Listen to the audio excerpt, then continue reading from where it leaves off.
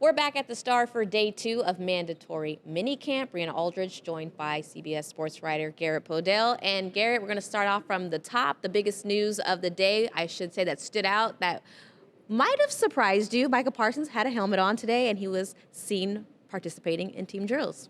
He did, and I was very surprised by that because I think we all thought, or speaking for myself, I thought that it was a classic hold and he was going to participate in mandatory minicamp by simply physically being there and kind of being that coach on the field. But no, he threw his helmet on, and he did that multiple times. He went through a drill where they're just pushing the bag to the side, kind of practicing their get off and disengagement from offensive linemen. He took a break. He did turn back into Coach Parsons. They have a ball on the stick drill, and they kind of move it back like this to get the defensive lineman to go and jump off the line of scrimmage to start a drill. He held the stick, so he was literally acting like Coach Parsons in that moment. But then he put the helmet back on and worked on his bend, being low to the ground and tight around. There's like a hula hoop on the ground, and Parsons kind of rides that really closely, and that's kind of his signature ability, is that low bend that allows him to blow past offensive linemen. So I was very surprised by that, but his teammates certainly benefited from it, because after he went through a rep, I watched Sam Williams and others go up to him and kind of ask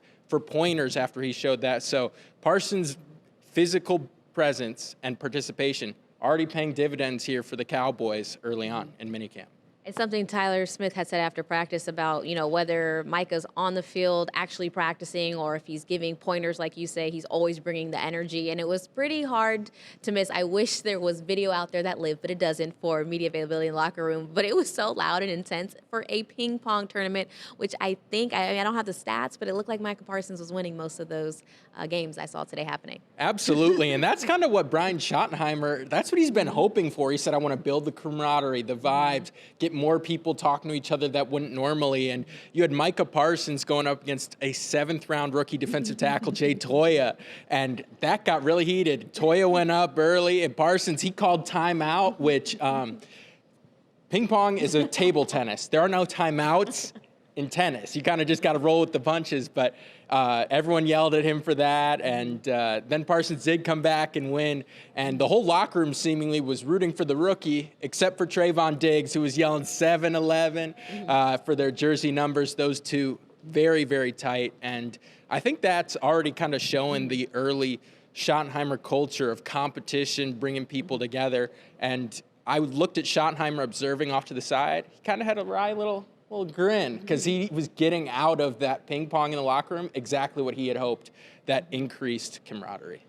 Now, we're talking about energy and having fun, and they are. It's pretty evident, but there's still a lot of seriousness going on. I say that because we heard from some players like Jake Ferguson, like Tyler Smith, who basically just said, we didn't meet team standards, we didn't meet individual standards. Jake Ferguson talking about, I can't remember any time in my career where I didn't score a single touchdown, and that is what was out there last season.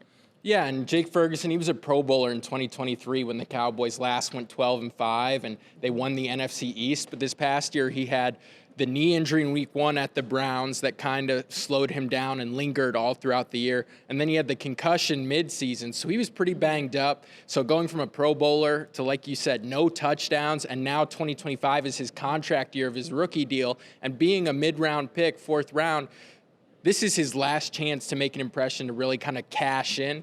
So he's definitely coming with a greater focus, and that trust that he and Dak established when Dak was last healthy in 2023, it showed brightly in the red zone drill when he hit Ferguson for a seam throw over the middle for a tightly contested touchdown pass. And those are the kind of plays that Ferguson's going to hope to get back to in a big prove-it year for him this season.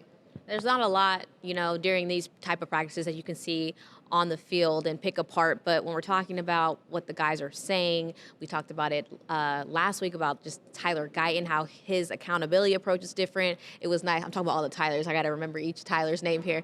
Booker, Smith, Guyton. Which one we talk so about? Many Tylers. Booker did speak to us today, the 1st-round pick from this draft class. Yes, and him as well. Like, talking to him, he seems like he said, he feels like he's prepared for this moment. Like, who he played for before prepared him for this moment. He doesn't feel like it's been too much for him. And he said, I don't want to be the person in the group when we're looking at people who have been here before that is holding them back.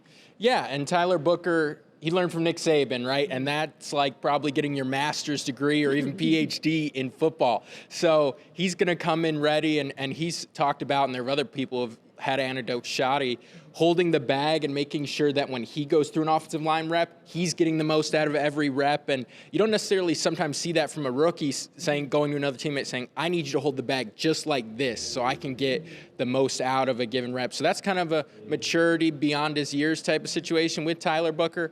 And it's cool that we spoke about what Tyler Smith was saying about Micah. He said, they're not traveling out of town and doing a retreat like Dak typically does with the wide receivers to go build chemistry and throw passes. But all the offensive linemen, they kind of train together in a spot in Frisco and go almost every day of the week together. So they're building up chemistry organically on their own time this offseason. That'll be critical for someone like Booker, who he's been with the first team almost all throughout minicamp and OTAs. They're going to expect him to start right away, and that's why I think Bree said, I don't want to be the guys to let him down, because he's a first-year starter. Yeah, a lot of positive things, like I said, is happening, but we won't really tell until we get to Oxnard and the pads come on and things like that. So they're going to have one final practice before we get to start ripping apart what we see in Oxnard. So looking forward to that. Thank you for joining me, Garrett. For Brianne Aldridge, that's it for now.